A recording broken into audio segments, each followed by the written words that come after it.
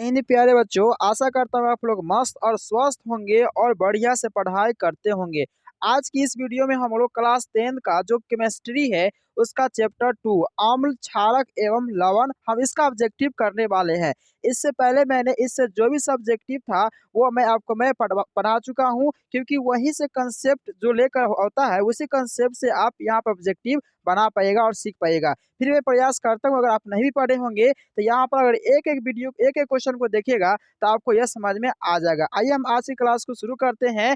अम्ल क्षारक तथा लवण को यानी कि साल्ट बेस और क्या होता है तो है ना बेस, हम क्या करते हैं आज हम शुरू करते हैं। एक एक क्वेश्चन को देखते हैं। सबसे पहला क्वेश्चन क्या करता है बच्चे, ध्यान दीजिएगा कि कोई विलय लाल लिटमस को क्या करता है, कोई विलय लाल लिटमस को नीला कर देता है, इसका पीएच संबंध क्या होता है। यानी कि लाल को जो नीला कर देता है वो ध्यान दीजिएगा वो क्या कहलाएगा बच्चे, तो याद रखिएगा सबसे पहले लाल को जो नीला करता है वो होता है क्षार। क्या होता है बच्चे, तो वो होता है क्षार हो जाता है। ठीक है, अब बताइए एक क्या होगा, ये अम्ल है ये तो होगा नहीं, ये भी क्या होंगे अम्ल, ये भी नहीं होंगे, ये भी क्या नहीं होंगे, और यहाँ पर भी ये इसका क्या हो जाएंगे तो करेक्ट आंसर डी हो जाएंगे। 10 क्यों 10 होंगे बच्चे, तो याद रखिए क्षार का जो होता है पीएच मान वो कितना होता है तो 7 से अधिक होता है। क्या होता है 7 से अधिक होता है, वो क्या कहलाएगा तो क्षार कहलाएगा।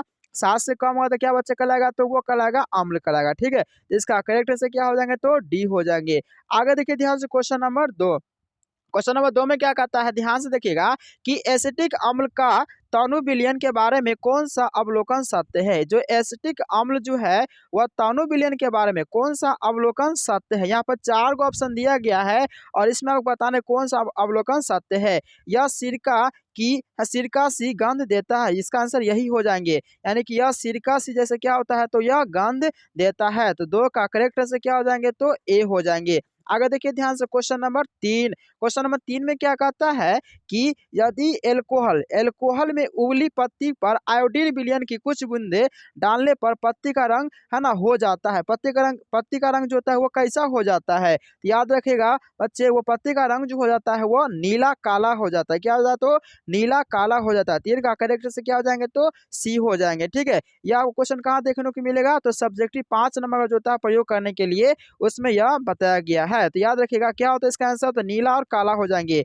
आगे देखिए ध्यान से क्वेश्चन नंबर 4 कहता है कि अपच का उपचार करने के लिए निम्न में से किस औषधि का उपयोग होता है। यानी किस औषधि का उपयोग करके अपच का उपचार करने के जो नहीं पचता है उसके लिए कौन सा अवधि का औषधि का उपयोग करते हैं। तो इसका करेक्ट से याद रखिए बच्चे वो क्या हो जाएंगे तो है ना एंटासिड। क्या होंगे तो एंटासिड है, यही एंटासिड जो है वो अपच के उपचार के लिए यह औषधि ग्रुप में उपयोग किया जाता है। तो 4 का करेक्ट से क्या हो जाएंगे तो बच्चे सी हो जाएंगे। आगे देखिए ध्यान से क्वेश्चन नंबर 5 में क्या कहता है कि किसी भी उदासीन विलयन का पीएच मान कितना होता है। किसी भी उदासीन, देखिए उदासीन जैसी कहेगा ना उसका पीएच मान हमेशा क्या रहता है तो 7 ही रहता है। क्या रहता है तो इसका पीएच मान 7 ही रहता है। अगर इससे अगर ज्यादा हो गया तो क्षार, इससे कम हो गया तो आम्ल। यानी ये क्या बोल दिया उदासीन ही बोल दिया, तो इसका कैटेगरी आ जाएंगे तो 5 का बी हो जाएंगे। आगे देखिए ध्यान से अगले देख लेते हैं क्वेश्चन नंबर 6। निम्नलिखित में से कौन लवण है। अब देखिए ध्यान से यहाँ बताया गया कि इसमें से लवण कौन है, HCl। ये लवण है नहीं, ये लवण नहीं है, ये तो अम्ल हो गया। NaOH ये भी क्या हो गया OH लग गया तो ये भस्म, ये भी नहीं होंगे। K2SO4 बच्चे यह हो जाएंगे। ठीक है, यानी कि यह जो होंगे वो क्या हो जाएंगे तो लवण हो जाएंगे। कौन, तो याद रखिएगा K2SO4। तो इसका करेक्ट 6 का क्या हो जाएंगे तो सी हो जाएंगे। ठीक है, आगे देखिए ध्यान से क्वेश्चन नंबर 7। क्वेश्चन नंबर 7 को देखते बच्चे ध्यान दीजिएगा। क्वेश्चन नंबर 7 में क्या कहता है कि किसी लाल तप्त आयरन पर, कोई भी लाल तप्त आयरन जो होगा उस पर जलवाष्प प्रभावित करने पर कौन सा यौगिक प्राप्त होता है। यानी कि लाल तप्त जो भी आयरन लोहा होगा उस पर हम जल डालेंगे तो उस पर प्रभावित करेंगे तो कौन सा यौगिक प्राप्त होगा। याद रखिए बच्चे वह जो यौगिक होंगे Fe3O4 होंगे। यानी कि 7 का करेक्ट से क्या हो जाएंगे तो सी हो जाएंगे, है ना। इसका आंसर क्या होंगे तो Fe3 SO4 हो जाएंगे। ठीक है, इसका आंसर क्या हो जाएंगे तो सी हो जाएंगे। आगे देखिए ध्यान से क्वेश्चन नंबर 8। क्वेश्चन नंबर 8 में क्या कहता है कि हमारे शरीर में पीएच कितने परास के बीच कार्य करता है। हमारे शरीर में पीएच जो होता है बच्चे, पावर स्केल हाइड्रोजन जो होता है वह कितने परास के बीच कार्य करता है। तो याद रखिएगा वो 7 से 7.8 के बीच में। कितना तो 7 से 7.8 के बीच में। तो 8 का करेक्टर से क्या हो जाएगा बच्चे, तो याद रखिएगा वो बी हो जाएंगे। आगे देखिए ध्यान से, है ना। अगला जो क्वेश्चन कहता है 9 नंबर। 9 में क्या कहता है कि बेकिंग पाउडर का अनुसूत्र क्या होता है। मैंने सूत्र का भी जब सब्जेक्टिव मतलब पढ़ाना शुरू किए थे बुक से, तो उसमें सूत्र बहुत सारा दिए थे अनुसूत्र। ठीक है, अगर आप लोग वीडियो नहीं देखे तो जाकर जरूर देखिएगा, वहां से भी आपको याद हो जाएगा, है ना। बेकिंग पाउडर का अनुसूत्र क्या होता है बच्चे, तो याद रखिएगा इसका सूत्र मैंने बताया था NaHCO3 होता है। क्या होता है तो NaHCO3 होता है। तो 9 का करेक्ट आंसर क्या हो जाएंगे तो सी हो जाएंगे। आगे देखिए ध्यान से क्वेश्चन नंबर 10। क्वेश्चन नंबर 10 में क्या कहता है कि निम्नलिखित में कौन विजातीय यौगिक है। जो निम्नलिखित 4 ऑप्शन दिया गया है उसमें से कौन विजातीय यौगिक है। तो याद रखिए बच्चे, है ना, चूना पत्थर ये भी नहीं है, और उसका खरिया ये भी नहीं है ना, संगमर ये भी नहीं है। ठीक है, तो इसका करेक्ट आंसर क्या हो जाएगा बच्चे, तो याद रखिएगा इसका करेक्ट आंसर जो हो जाएंगे प्लास्टर ऑफ पेरिस। क्या हो जाएंगे तो प्लास्टर ऑफ पेरिस हो जाएंगे। यानी इसका 10 का करेक्ट आंसर क्या हो जाएंगे तो डी हो जाएंगे। आगे देखिए ध्यान से क्वेश्चन नंबर 11। क्वेश्चन नंबर 11 में क्या कहता है, ध्यान से देखिएगा कि निम्नलिखित में से पीएच का कौन सा मान क्षारक विलयन का मान देता है। यानी कि कौन सा मान जो है वो क्षारक विलयन का मान देता है। देखिए ध्यान से बच्चे, ये क्षारक देता है नहीं देता, ये तो अम्ल हो गया। उसका 6 देखिए ये भी क्या हो गया, अम्ल हो गया। 7 में देखिए ये भी क्या हो गया, या उदासीन हो गया। जबकि 13 जो है वो क्या हो गया तो क्षार हो गया। तो इसका करेक्ट से क्या हो जाए बच्चे, तो याद रखिएगा वो क्या हो जाएंगे तो डी हो जाएंगे। आगे देखिए ध्यान से क्वेश्चन नंबर 12। 12 नंबर क्वेश्चन में क्या कहता है कि सोडियम क्लोराइड के जलीय विलयन से विद्युत धारा प्रवाहित करने पर, जो सोडियम क्लोराइड होते हैं ना उसका जलीय विलयन से अगर विद्युत धारा प्रवाहित करते हैं तो यह वियोजित होकर सोडियम हाइड्रोक्साइड बनाता है। इस प्रक्रिया को हम क्या कहते हैं। याद रखिएगा इस प्रक्रिया को हम लोग जो कहते हैं वह क्लोर क्षार अभिक्रिया, जो बहुत अच्छी तरीके से हम आपको समझा चुके थे। अगर आप लोग वीडियो नहीं देखे तो मैं बार बार कहता हूँ जरूर जाकर के देखिए। ठीक है, क्योंकि वही से भी क्या होता है, वही कंसेप्ट से बहुत सारे ऑब्जेक्टिव बनते हैं। तो यह क्या इसका होगा तो क्लोर क्षार अभिक्रिया क्या होंगे तो क्लोर क्षार अभिक्रिया कहलाएंगे। आगे देखिए ध्यान से क्वेश्चन नंबर 13। क्वेश्चन नंबर 13 में क्या कहता है बच्चे, ध्यान से देखिएगा। 13 नंबर कहता है कि निम्नलिखित अम्लों में से कौन प्रबल अम्ल है। यानी प्रबल मतलब क्या होता है तो स्ट्रॉन्ग, जो मजबूत होता है। यानी 4 ऑप्शन दिया गया है और इसमें से बताना है कि सबसे प्रबल अम्ल कौन होते हैं। तो याद रखिएगा सबसे प्रबल अम्ल जो होते हैं वो है ना सल्फ्यूरिक अम्ल होता है। क्या होता है सल्फ्यूरिक अम्ल होते हैं। इसका फॉर्मूला क्या है तो बच्चे याद रखिएगा H2SO4। क्या होते हैं तो H2SO4। ये कहाँ पाया जाता है तो याद रखिएगा यह बैटरी में होता है। कहाँ होता है तो यह बैटरी जो बड़ा वाला होता है ना, उसमें क्या होता है यह पाया जाता है। कौन सा अम्ल, सल्फ्यूरिक अम्ल H2SO4 पाए जाते हैं। यह कौन सा अम्ल है तो प्रबल अम्ल है। 13 का करेक्ट से क्या हो जाएंगे तो सी हो जाएंगे। आगे देखिए ध्यान से क्वेश्चन नंबर 14। क्वेश्चन नंबर 14 में क्या कहता है बच्चे, ध्यान दीजिएगा। 14 नंबर कहता है कि जलीय ऑक्साइड के विलयन का पीएच मान क्या होता है। यानी कि जलीय ऑक्साइड के विलयन जो होता है उसका पीएच मान क्या होता है। तो बच्चे याद रखिएगा इसका पीएच मान जो होते हैं वो क्या होते हैं अम्ल होते हैं। यानी कि है ना 4 होते हैं। क्या होते हैं तो 4 होते हैं। ठीक है, जैसे ही अम्ल बोल दिए है ना, ध्यान रखिएगा वो 4 ही होगा, क्योंकि ये 12, 8 और 7 ये सब तो अम्ल होंगे ही नहीं। आगे देखिए ध्यान से क्वेश्चन नंबर 15। क्वेश्चन नंबर 15 में क्या कहता है उसे ध्यान रखिएगा कि निम्नलिखित में से कौन संक्षारक अम्ल है। यानी कि 4 ऑप्शन दिया, इसमें बताना कौन सा संक्षारक अम्ल है। तो याद रखिएगा बच्चे संक्षारक अम्ल जो होंगे वह कौन होंगे तो H2SO4 होंगे। यानी कि सल्फ्यूरिक अम्ल होंगे। कौन होंगे सल्फ्यूरिक अम्ल होंगे। यानी कि 15 का करेक्ट आंसर क्या हो जाएंगे तो बी हो जाएंगे। आगे देखिए ध्यान से क्वेश्चन नंबर 16। क्वेश्चन नंबर 16 में क्या कहता है कि लिटमस विलयन में जो बैंगनी रंग का रंजक होता है यह किस पदार्थ का बना होता है। लिटमस विलयन में जो बैंगनी रंग का जो रंजक होता है ना यह किस पदार्थ का बना होता है। तो याद रखिए बच्चे यह जो बना होता है वह लीचेन का, किसका तो बच्चे याद रखिएगा तो यह बना होता है तो लीचेन का बना होता है। तो 16 का करेक्ट आंसर क्या हो जाएंगे तो बी हो जाएंगे। आगे देखिए ध्यान से क्वेश्चन नंबर 17।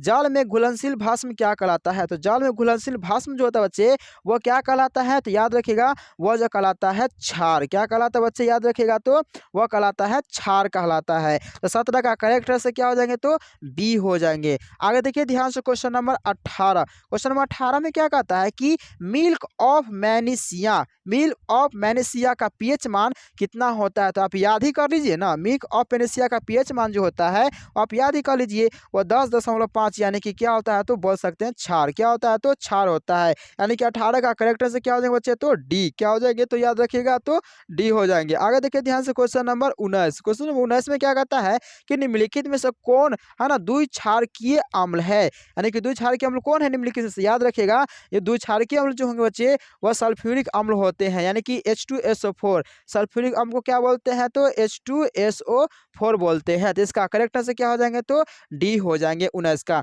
आगे देखिए ध्यान से क्वेश्चन नंबर 20। क्वेश्चन नंबर 20 में जो होता है फिर वही क्वेश्चन आ गया।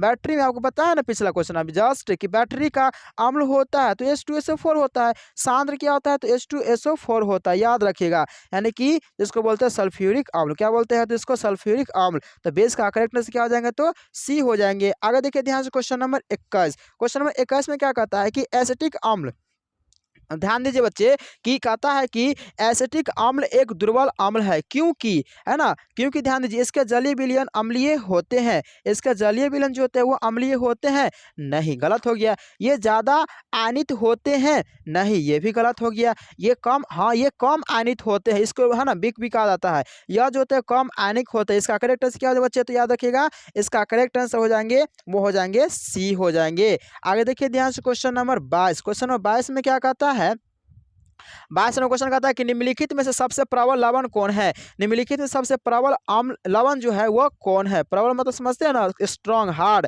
कौन है, NaCl होगा। तो याद रखिएगा हाँ NaCl ही होगा। यानी इसका करेक्टर से क्या हो जाएंगे, तो ए होंगे। यानी कि NaCl क्या होंगे, तो याद रखिएगा NaCl हो जाएंगे। तो इसका करेक्टर से क्या होंगे बच्चे, तो याद रखिएगा वो हो जाएंगे ए। आगे देखिए ध्यान से क्वेश्चन नंबर 23। क्वेश्चन नंबर 23 में क्या कहता है कि दांतों के लिए, ध्यान देखिए बच्चे, दांतों को साफ करने के लिए दंत मंजन यानी टूथपेस्ट प्राय होता है। दांतों को साफ करने के लिए दंत मंजन यानी टूथपेस्ट प्राय क्या होता है, यानी कि क्षारीय होता है, अम्लीय होता है, लवणयुक्त, इनमें से कोई नहीं। तो याद रखिए बच्चे दांतों साफ करने जो होता है वह क्षारीय होता है ना, क्योंकि क्षार जो होता है वो अम्ल का दुश्मन होता है, दूसरे में एक दूसरे का कट्टर ही होता है। यानी कि अम्ल अम्लता बढ़ गया तो क्षारीय क्या करेगा, उसको कम कर देगा, क्षारीय बढ़ेगा तो अम्ल क्या करेगा, उसको कम कर देगा। यानी एक दूसरे का यह दुश्मन होता है। यानी इसका करेक्ट आंसर क्या हो जाएंगे, तो 23 का ए होंगे। क्या होंगे, तो ए यानी कि क्षारीय हो जाएंगे।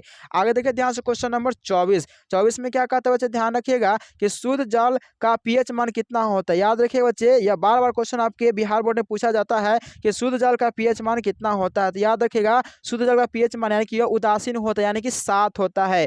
क्या होता है, तो 7, जिसको हम लोग क्या बोलते हैं, तो उदासीन। क्या बोलेंगे, तो उदासीन। उदासीन का मतलब ना अम्ल हुआ ना ही क्षार हुआ, ठीक है। जिसका पीएच मान कितना होता है, तो 7 होता है। करेक्ट क्या होंगे, तो बी हो जाएंगे, ठीक है। आगे देखिए ध्यान से क्वेश्चन नंबर 25। क्वेश्चन नंबर 25 में क्या कहता है बच्चे, ध्यान रखिएगा कि जब CO2 गैस को पानी में घोला जाता है तो विलयन का पीएच मान होता है। जब CO2 गैस को पानी में जब हम लोग घोलते हैं तो इसका पीएच मान कितना होता है बच्चे, याद रखिएगा इसका पीएच मान जो होता है 7 से कम हो जाते हैं। क्या होता है, 7 से कम, यानी कि हम कह सकते हैं क्या होंगे, तो अम्ल हो जाते हैं। क्या हो जाते हैं, तो वो अम्ल हो जाते हैं। आगे देखिए ध्यान से क्वेश्चन नंबर 26। क्वेश्चन नंबर 26 में क्या कहता है कि, है ना, काली चूना का रासायनिक सूत्र क्या होता है। तो काली चूना का रासायनिक सूत्र बच्चे याद रखिएगा CaO होता है। क्या होता है, तो CaO होता है, मतलब कैल्शियम ऑक्साइड। क्या होता है, तो कैल्शियम ऑक्साइड। 26 का करेक्ट से क्या हो जाएंगे, तो सी हो जाएंगे। आगे देखिए ध्यान से क्वेश्चन नंबर 27। 27 नंबर क्वेश्चन में क्या कहता है कि निम्नलिखित में से किस विलयन का उपयोग दीवारों को सफेदी करने के लिए किया जाता है। जो दीवारों को, है ना, किस दीवारों को सफेदी करने के लिए किस विलयन का उपयोग करते हैं। तो याद रखिए बच्चेगा कि दीवारों को सफेदी करने के लिए वह जो उपयोग होता है वह CaOH का हल्टुआज, यानी कि इसका आंसर क्या हो जाएंगे 27 का, तो हो जाएंगे बी। क्या कौन सा, तो याद रखिएगा Ca, है ना, OH का क्या होता है, तो हल्टुआज, यानी कि इसी का जो उपयोग जो होता है वो दीवार को सफेदी करने के लिए किया जाता है। तो 27 का करेक्ट से क्या हो जाएंगे, तो बी हो जाएंगे। आगे देखिए ध्यान से क्वेश्चन नंबर 28। 28 में क्या कहता है कि निम्नलिखित में से कौन सा, है ना, भुजा हुआ चूना है। कौन सा 4 ऑप्शन में से भुजा हुआ चूना है। तो याद रखिएगा भुजा हुआ चूना जो होता है वही होता है जो चूने को क्या सफेदी कराया जाता है दीवारों पर, CaOH का हल्टुआज, है ना। क्या होगा, तो Ca, है ना, OH का क्या होंगे, तो हल्टुआज, यही क्या होंगे, तो भुना हुआ चूवल, यही आपको याद कर लेना होगा। आगे देखिए ध्यान से क्वेश्चन नंबर 29। क्वेश्चन नंबर 29 में क्या कहता है, ध्यान रखिएगा कि लवण Na2CO3 का जलीय विलयन का पीएच मान कितना होता है। ध्यान रखिएगा लवण Na2CO3 जो है ना, इसका जो पीएच मान बच्चे याद रखिएगा वो क्या हो जाएंगे, तो याद रखिएगा ये तो सबसे पहले होते क्या है, तो क्षार, क्या होते हैं, तो क्षार। अब क्षार देखिए 7 होगा, नहीं होगा, 7 से कम अम्लीय नहीं होगा, 7 से अधिक हाँ ये होगा, यानी 7 से अधिक वाला क्या कहलाते हैं, तो क्षार कहलाते हैं। ठीक है, तो इसका करेक्ट से क्या होता है, इसका तो बी हो जाएंगे। आगे देखिए ध्यान से क्वेश्चन नंबर 30। अब देखिए ध्यान से बच्चे क्वेश्चन नंबर क्या है, तो 30 में क्या कहता है वो ध्यान से देखिएगा कि 30 में जो कहता है कि है ना एसेटिक अम्ल का आईयूपीएसी नाम क्या होता है। तो इसका आईयूपीएसी नाम बच्चे याद रख लीजिएगा। आईयूपीएसी इसका नाम जो होता है बच्चे वो क्या होता है, तो याद रखिएगा एथेनोइक अम्ल, क्या होता है, तो एथेनोइक अम्ल होता है। तो इसका करेक्ट से क्या हो जाएंगे, 30 का तो है ना ए हो जाएंगे, क्या होंगे, तो ए हो जाएंगे। आगे देखिए ध्यान से क्वेश्चन नंबर 31 में क्वेश्चन में क्या कहता है कि निम्नलिखित में से कौन सा आयन लाल लिटमस को नीला कर देता है, कौन सा आयन से लाल को नीला कर देता है। याद रखिएगा 31 का करेक्ट से क्या होंगे, बी है ना OH-1, क्या होता है, OH-1 होता है आर्हेनियस के अनुसार। अगर देखिए क्वेश्चन नंबर 32 में कहता है कोई विलयन नीले लिटमस को है ना लाल कर देता है तो इसका पीएच मान संभव कितना होता है। याद रखिएगा नीले को जैसे ही क्या करेगा, तो है ना लाल करेगा, क्या करेगा, तो नीले को लाल करेगा, जैसे ही नीला को लाल करेगा समझ जाओ क्या होगा, तो अम्ल होगा, क्या होगा, तो अम्ल होगा। ठीक है, तो यह अम्ल कौन होगा, ये आपका यही आंसर हो जाएगा 5, क्योंकि यह भी क्या होगा, तो उदासीन होगा, ये आपका क्या होगा, क्षार होगा, ये भी क्षार होगा। तो इसका करेक्ट क्या हो जाएंगे 32 का, तो ए हो जाएंगे 5। आगे देखिए ध्यान से क्वेश्चन नंबर क्या है, तो 33 ऑक्जेलिक अम्ल का प्राकृतिक स्रोत निम्नलिखित में से कौन सा है।